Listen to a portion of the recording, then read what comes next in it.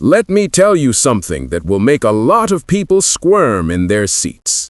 Modern society has convinced you that you need a pile of money to live well.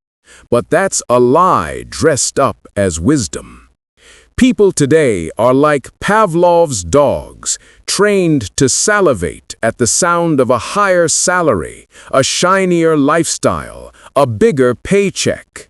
They think comfort is created by income, as if peace of mind were something you could buy off a shelf. It isn't. And that belief, that fantasy, is the most seductive and dangerous illusion of our time. Because here's the truth nobody likes to admit. You cannot out-earn stupidity. You can work like a mule, you can stack promotions, you can hit every target on the corporate mountain, but if you can't control your own behavior, you will still end up broke. The only difference is that your furniture will be nicer while you're losing sleep, wondering where all the money went. I've watched this play out for nearly 70 years. Brilliant people with fancy degrees, prestigious careers, and six-figure incomes, still living like they're one missed paycheck away from collapse. Not because life is unfair, not because fate targeted them, but because they refuse to live rationally. They can't silence the constant buzzing of consumption. They can't say no to the endless stream of temptations packaged as normal life. And modern society has weaponized that noise so well that most people don't even recognize it as noise anymore. It feels like reality. Advertisers turned frugality into something embarrassing. They turned restraint into suffering. They turned prudence into a synonym for poverty. They want you to feel ashamed of being sensible, because sensible people don't buy what they're selling. So let me tell you something they never will.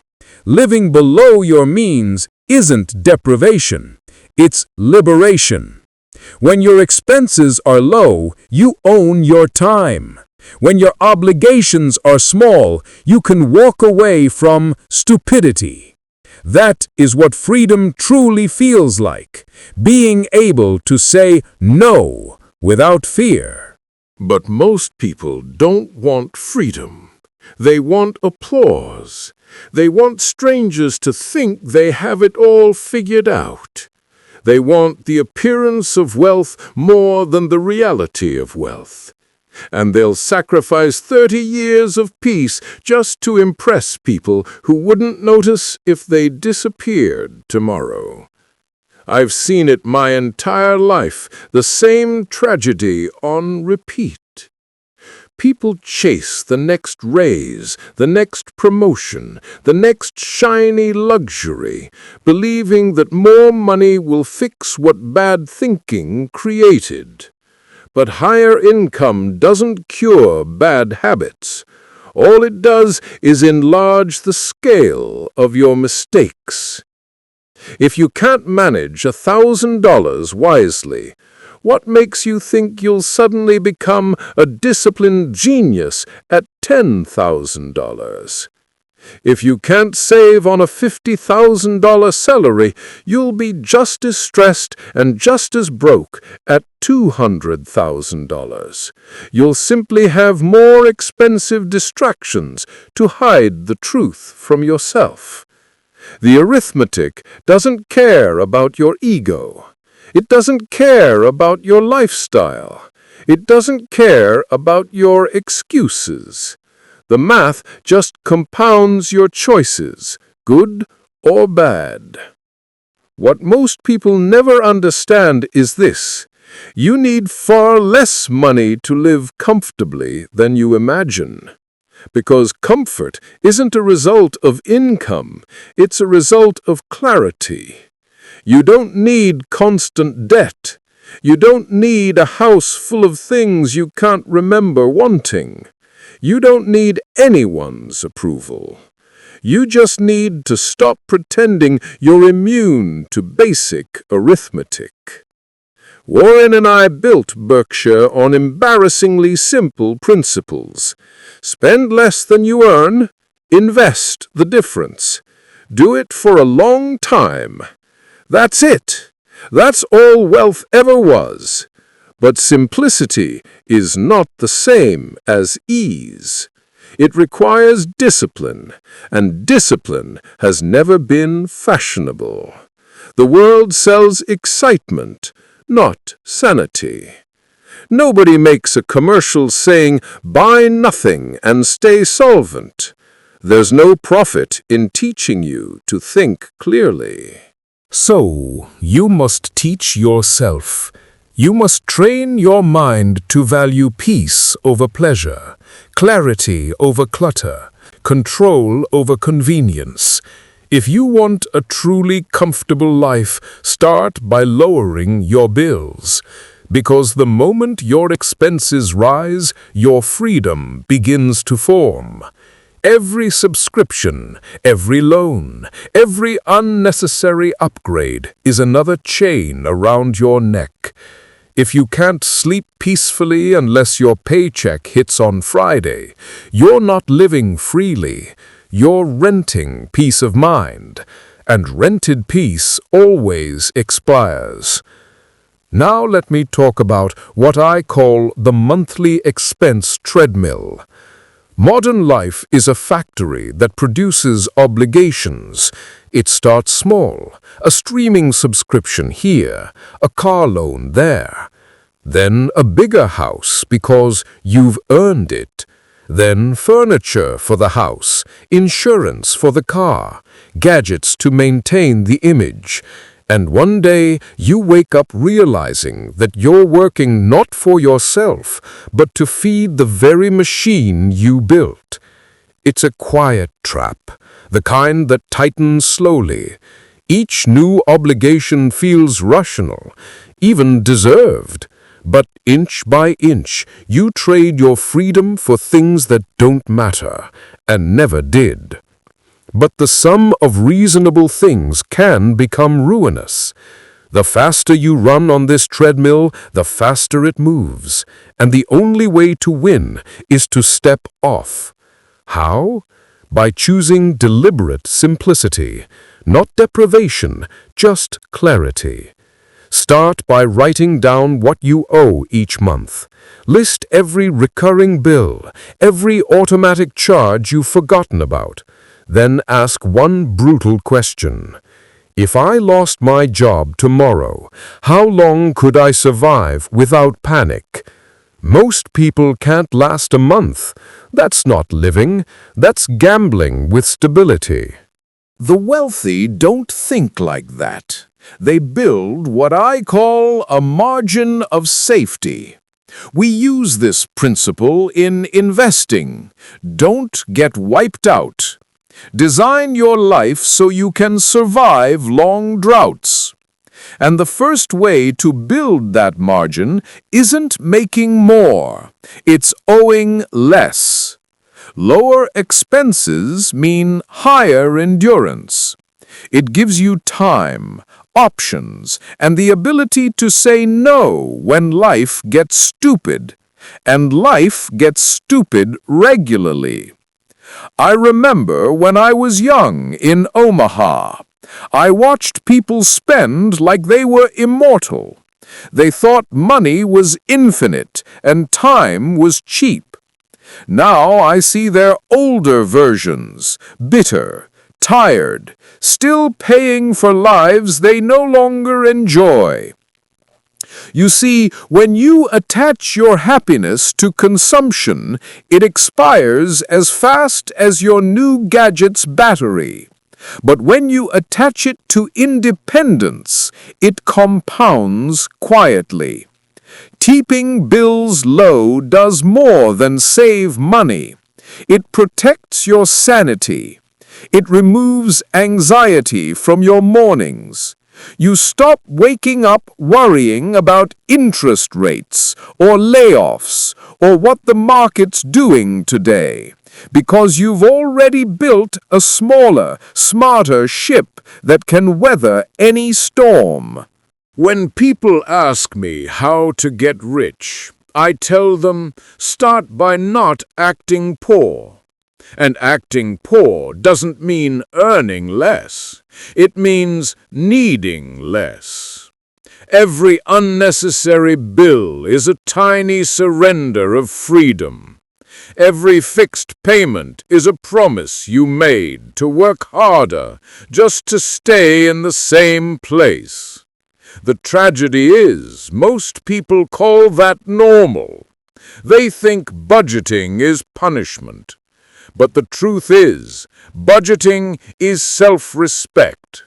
It's you telling your future self, I'm not going to screw you over. Just tracking what you spend changes how you behave. Because once you see the leak, you start fixing the pipe. You can't fix what you refuse to measure. That's why even a simple written list, income minus expenses, is more powerful than most financial software. It forces you to face the numbers, not the excuses. And once you see clearly, you start cutting ruthlessly. Cancel the subscriptions you forgot existed. Refinance or pay down the high-interest debts. Stop upgrading things that still work perfectly well. And for heaven's sake, don't treat sales as savings. A discount on something you don't need is still a waste. The goal isn't to live miserably. It's to build breathing room, to make sure one broken appliance or one car repair doesn't collapse your whole plan. Because if one surprise expense can destroy your finances, that's not a surprise, that's a design flaw. Keeping bills low isn't just about money, it's about mental space. When your fixed costs are small, you can take risks, invest aggressively, and live calmly. When they're huge, you're trapped. You become a slave to the next paycheck, no matter how big it is. I've met countless professionals who can't afford to quit jobs they hate, not because they don't have income, but because they have too many bills. They bought themselves golden handcuffs, nice, shiny, suffocating. Remember, the goal is freedom, not luxury. And the path to freedom begins with subtraction, not addition. If you can lower your monthly burn rate, you automatically raise your peace of mind. Every dollar you don't owe is a dollar that compounds for you. And every bill you avoid paying is another brick in the wall protecting your independence. Now, let's talk about what most people get backwards. They think wealth is about how much you earn. It isn't. It's about how much you keep. You can't out-earn stupidity. I'll say it again because it needs repeating. If you make $1 million and spend $1 million, you're not rich. You're just temporarily solvent. That's why the smartest people I know live below their means, not at or above them. When I was young, I noticed a strange pattern. The janitor who saved 10 cents out of every dollar retired with peace. The lawyer who spent 11 cents out of every dollar retired with regret. What matters is the gap between what comes in and what goes out. That gap is your freedom. That's your margin of safety for life. It's what allows you to invest, to think clearly, to walk away from stupidity when you see it coming.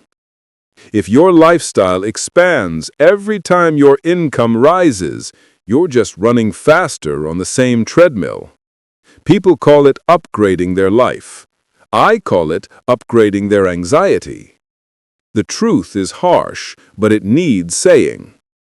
You will never have enough if you can't be satisfied with enough. Every dollar you overspend buys a temporary high and a permanent obligation. You become addicted to a standard of living that doesn't belong to you. I once said the first rule of compounding is to never interrupt it unnecessarily. That doesn't just apply to investments, it applies to your behavior. If you're constantly interrupting your savings by chasing the next shiny thing, compounding never gets the chance to do its job. And compounding is the eighth wonder of the world, if you give it time. Here's a simple rule I've followed my whole life. If you earn $1,000, live on $500 and invest the rest. Do it long enough and you'll be amazed at what happens, because small surpluses compounded for decades beat big paychecks squandered in months every single time. Living below your means doesn't mean living miserably. It means designing your life intelligently, owning fewer better things, keeping your obligations light, having more room to think and breathe. I know people who built fortunes simply by not acting foolish. They weren't geniuses, they were consistent. They understood that comfort built on debt isn't comfort, it's camouflage. Most folks chase financial freedom like it's a jackpot, but freedom is just the result of discipline repeated quietly over many years. It's not a prize you win. It's a habit you build. When you live below your means, strange things happen. You stop caring about keeping up. You stop comparing. You stop needing.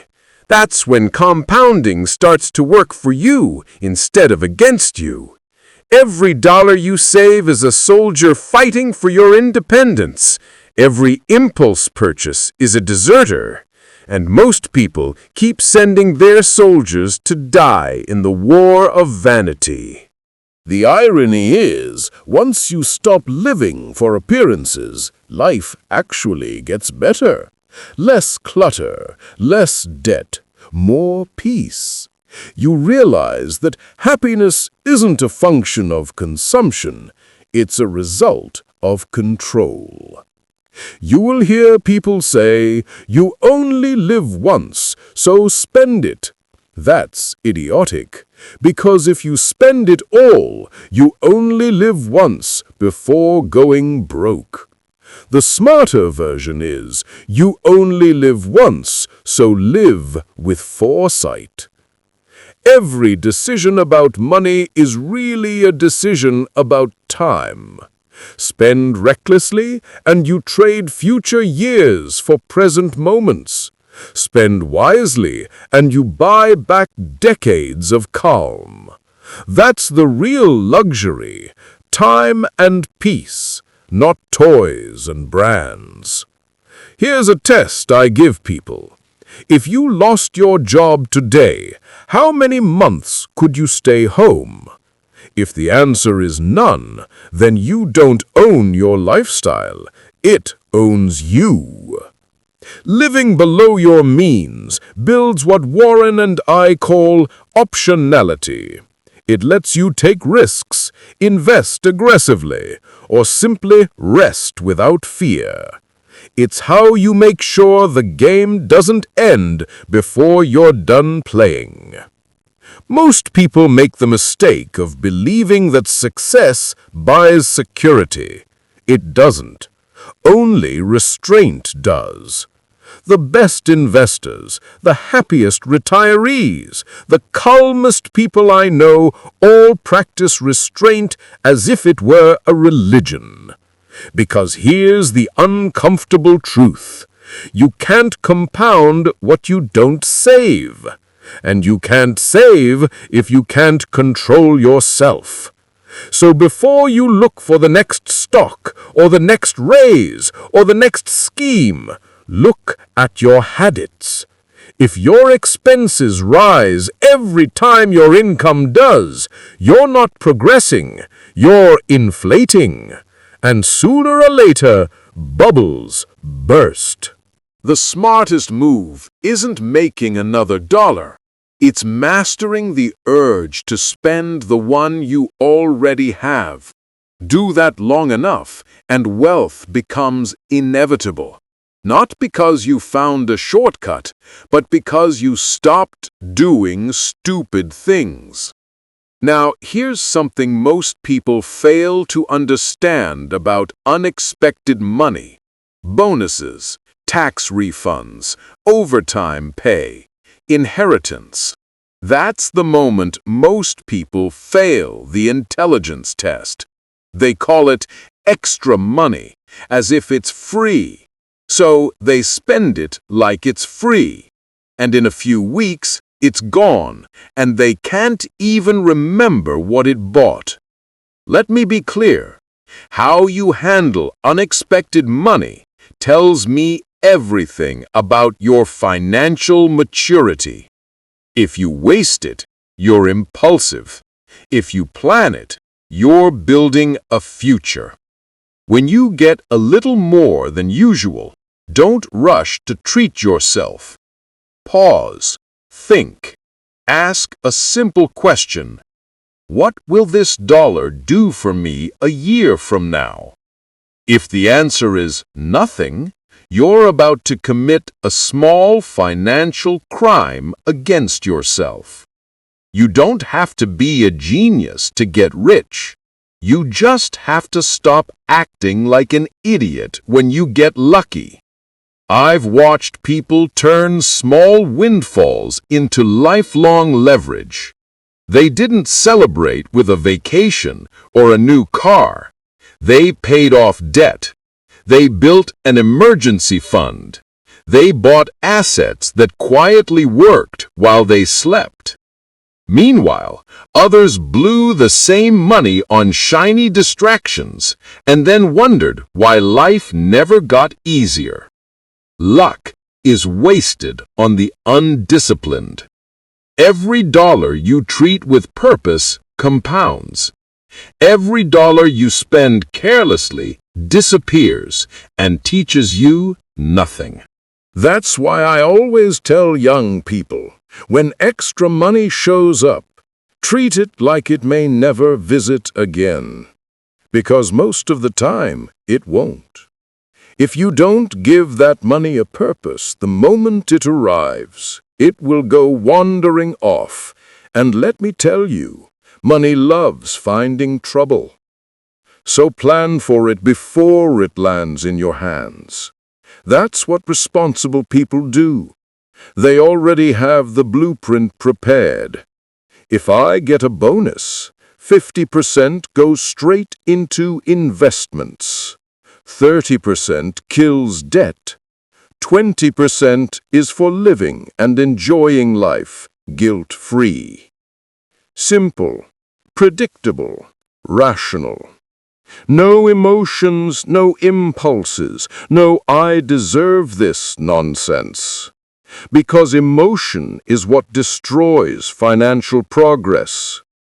People get a tiny taste of success and instantly feel the urge to broadcast it to the world. They forget a basic truth. Quiet money compounds, loud money evaporates. You don't need to live like a monk, but you must live like a strategist. Because money without a plan will always drift toward stupidity. Always. When you decide in advance where every extra dollar goes, you remove randomness from your life.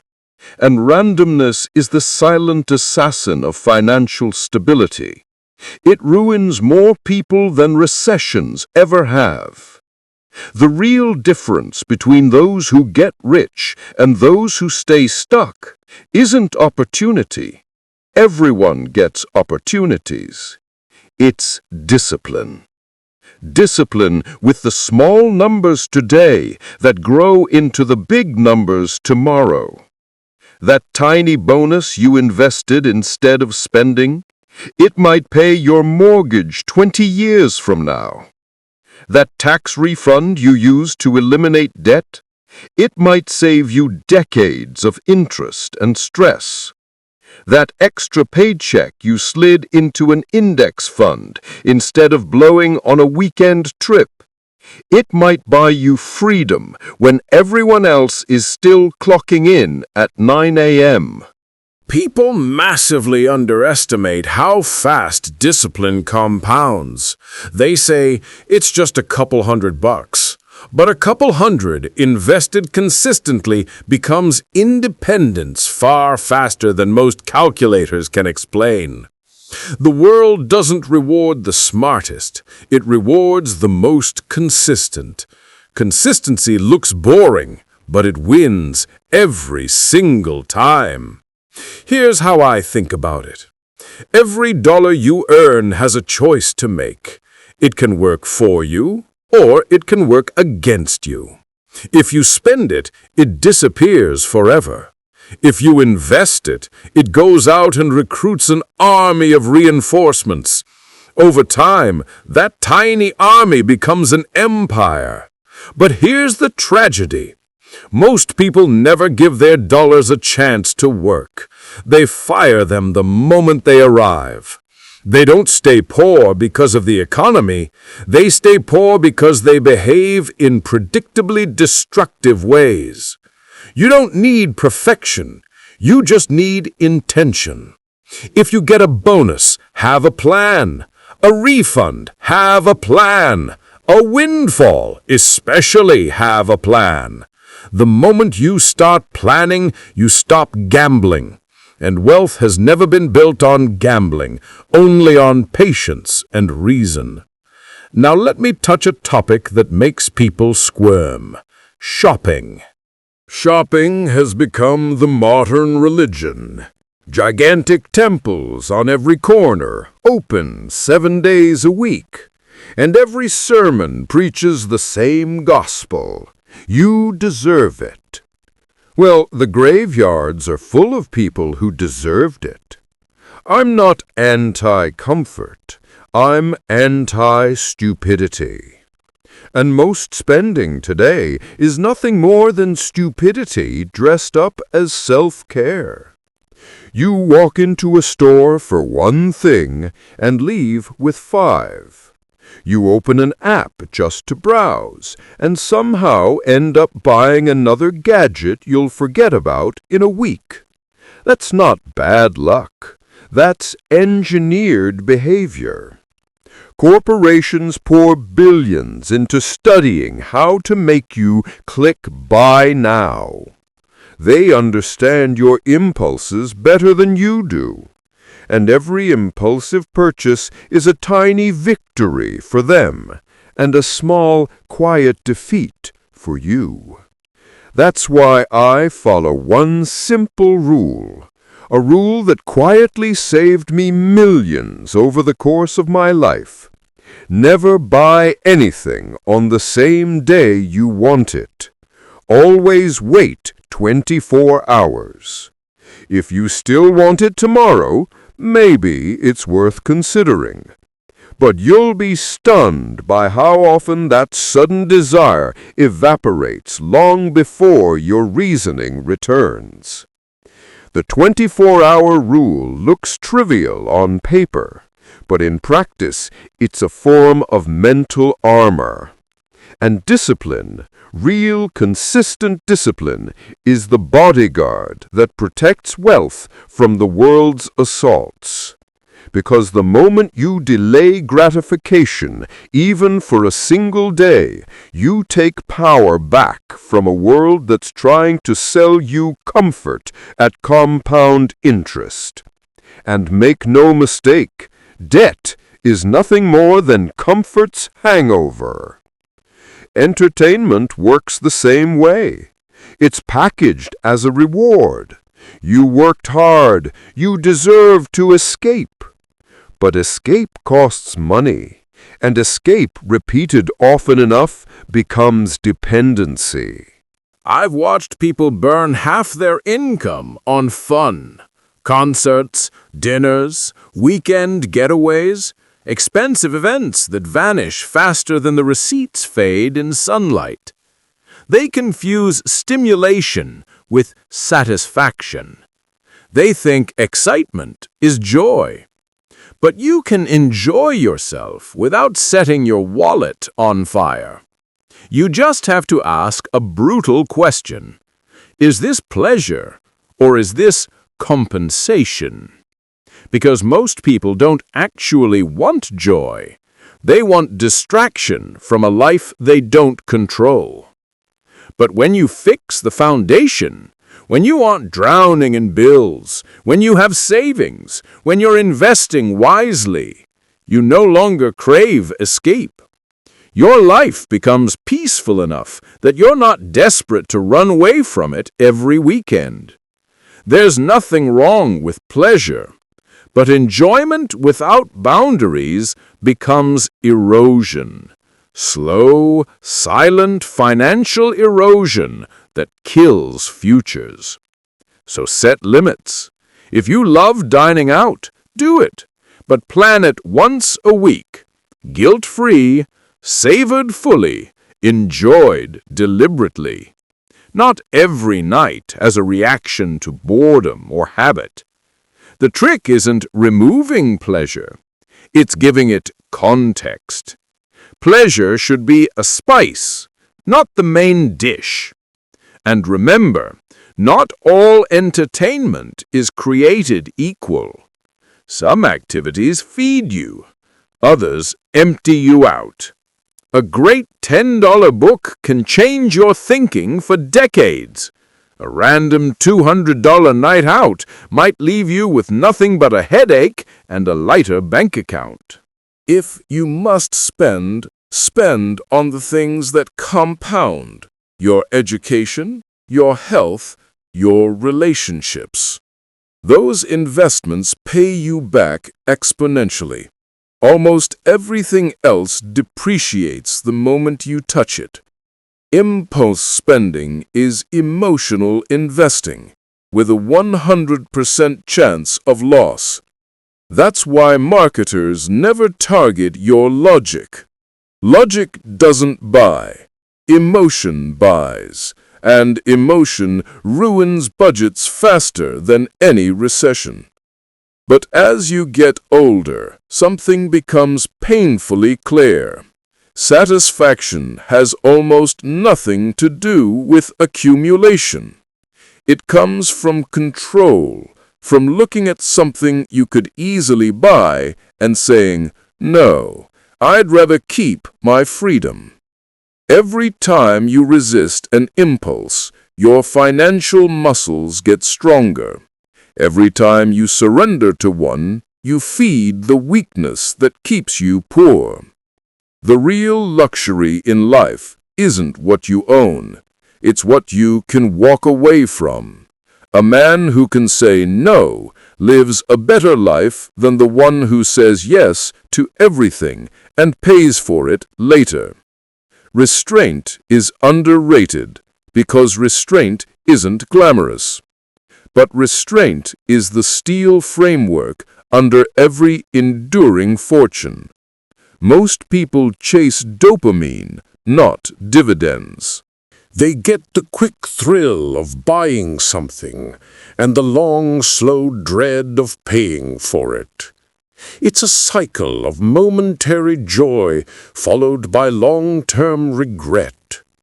A rational person breaks that cycle. They question every impulse, every desire, every illusion. Do I truly want this, or was I told to want it? Does this add meaning, or just fill a moment of boredom? And those honest answers, those quiet moments of truth, will save you more money than any financial advisor ever could.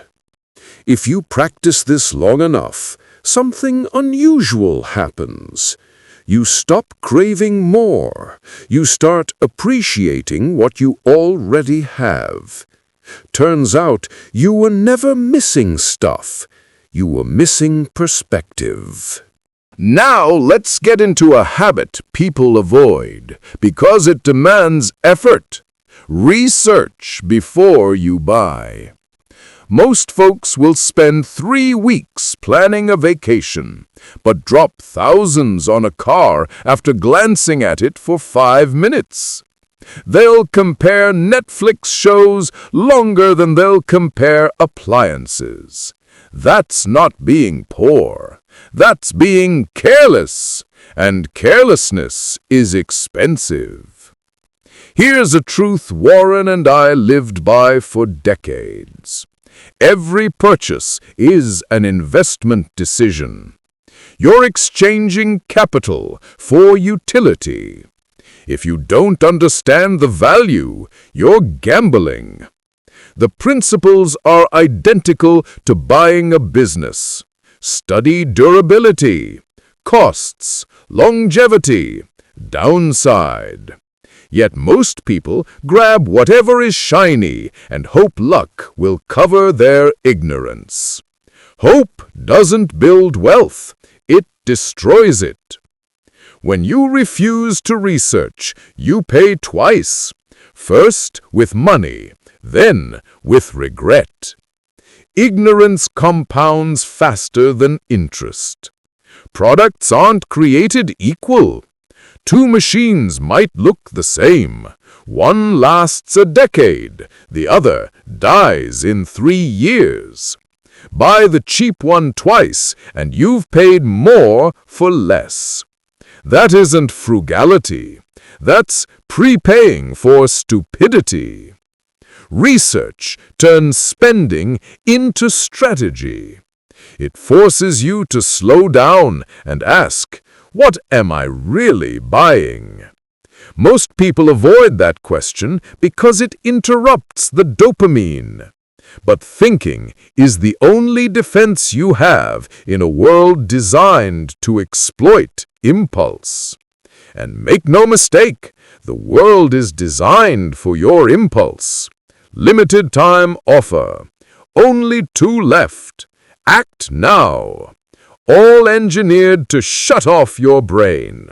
Because if you actually think, their entire business model collapses. Want to live intelligently? Make thinking a reflex. Read. Compare. Question. That's what Warren and I did. Endlessly. Not because we enjoyed suffering, but because the alternative was financial suicide. Buying a home? Know the taxes, upkeep, resale trajectory. Buying a car?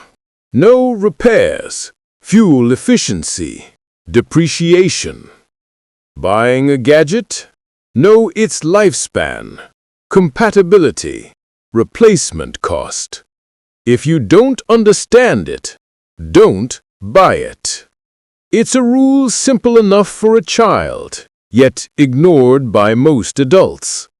People love repeating time is money, but they forget that ignorance costs more than patience ever will. A few hours of research can save you thousands. That's a trade even a fool should take, but most won't. Speed is the new god. Thinking is the new burden. They click first, regret later, and wonder why life feels like a financial treadmill. You don't need paranoia, you need rationality. Buy value, not trends.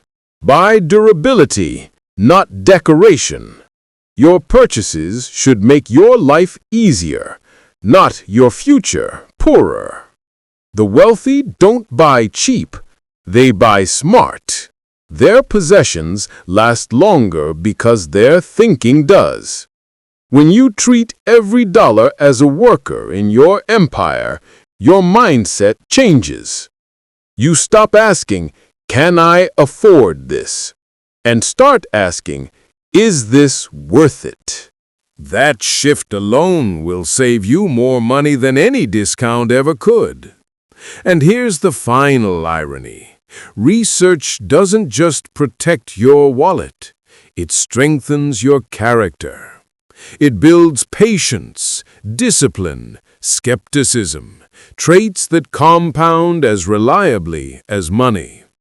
The same traits that build wealth build discipline. You can't be reckless with small money and expect to become wise with large sums. Habits compound exactly the way capital does. So, before you buy anything, big or small, do the boring work. Learn, compare, verify. Don't let marketing think for you, because if someone else is doing your thinking, they're also doing your spending. The market feeds on laziness. Your greatest defense is diligence. A person who reads the fine print will always outperform the one who clicks accept without looking. That's not luck, that's literacy. Now let me tell you something that separates the wealthy from the perpetually broke. Maintenance. Most people are excellent at buying things. They're terrible at keeping them alive. They'll spend weeks picking the perfect car, then ignore the oil changes. They'll brag about owning a house, but wait until the roof leaks before caring about it. They'll invest in their health, then eat like they're trying to shorten their life. This isn't bad luck. This is bad maintenance. And bad maintenance is one of the most expensive habits on earth. People think wealth is about accumulation, but real wealth is about preservation. What's the point of earning more if you can't keep what you already have from breaking down? In business, we call it capital preservation. In life, it's called common sense. A well-maintained machine lasts decades. A neglected one dies young and takes your wallet with it. Your body, your home, your relationships, your mind. Everything deteriorates when ignored. Entropy is nature's favorite hobby. Let me make it simple. Preventive care is cheaper than repair in every area of life. People ignore their car until it breaks, their roof until it leaks, their teeth until they ache, their finances until they collapse. Then they panic and call it an emergency.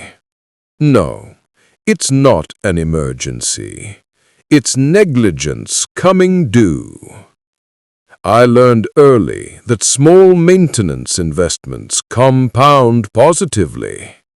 A $50 oil change prevents a $5,000 engine failure. A $200 checkup prevents a $20,000 hospital bill. A single honest conversation prevents a relationship from rotting. Yet people skip all three because they're busy.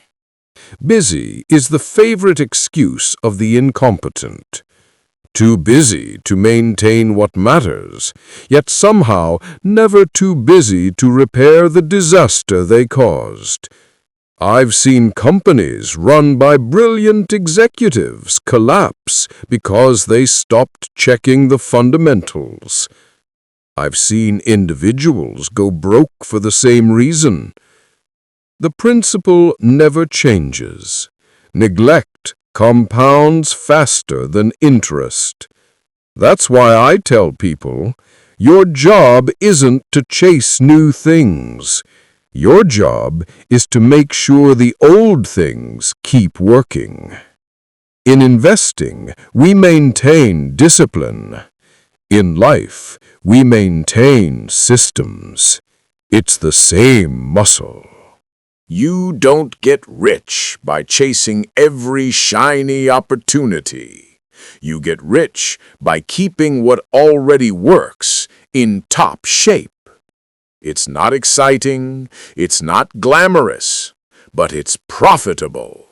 Because maintenance in any form is simply care translated into time. And the market always rewards care. Take your home. Most people treat it like a museum. They admire it, but don't manage it. A leaky faucet becomes mold, mold becomes renovation, renovation becomes debt. One afternoon with a wrench would have saved them thousands. Or your body, the only machine you'll ever own that can't be replaced. People treat it worse than their vehicles, fuel it with junk, skip the upkeep, then act shocked when it breaks down. They say health is wealth, yet forget that wealth without health is just a museum exhibit, nice to look at, useless to live with. Even your mind requires maintenance. Read, reflect, relearn. Otherwise, it rusts. And rusted thinking costs more than any broken appliance ever could. And don't forget your reputation, another asset that demands regular maintenance. One bad decision can erase decades of credibility. Reputation, like machinery, must be oiled by consistency and protected from corrosion by stupidity. Maintenance in every form is an act of humility. It's the acknowledgement that everything decays and that you're not exempt from that law. Only fools believe success makes them invincible.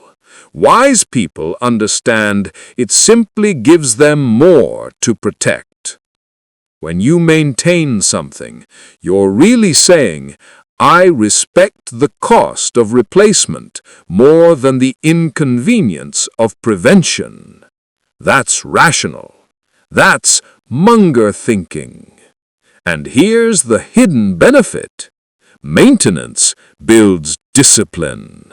The same mindset that gets your car serviced on time will make you pay taxes early, rebalance your portfolio, and check your assumptions before they ruin you. If you're sloppy in one area, you'll be sloppy in all of them.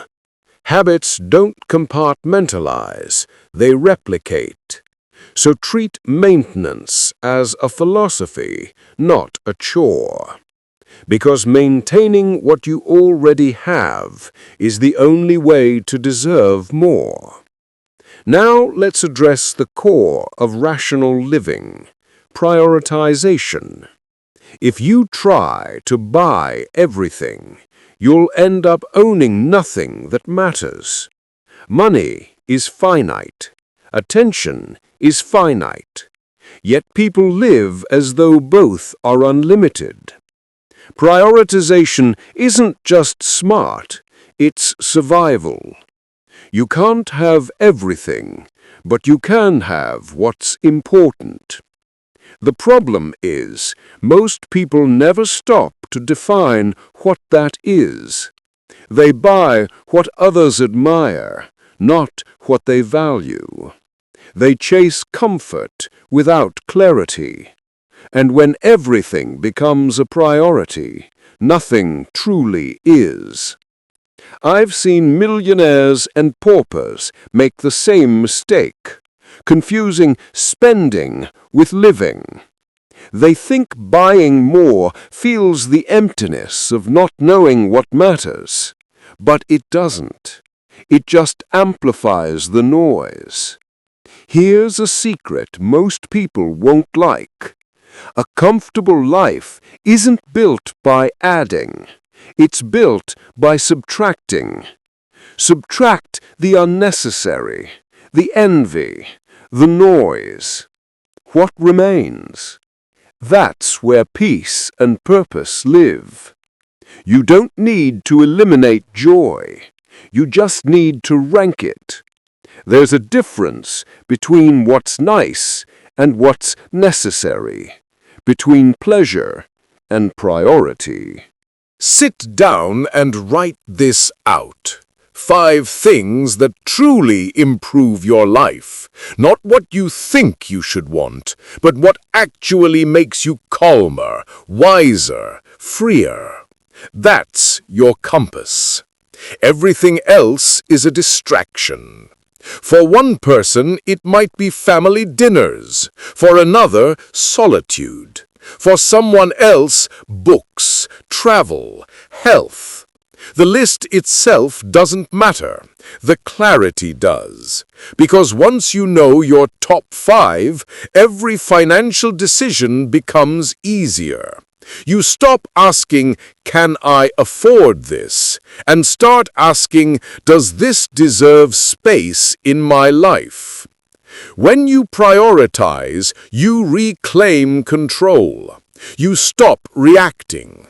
You stop buying out of boredom or insecurity. You start spending like an investor, allocating capital toward happiness that compounds. Yes, happiness can compound.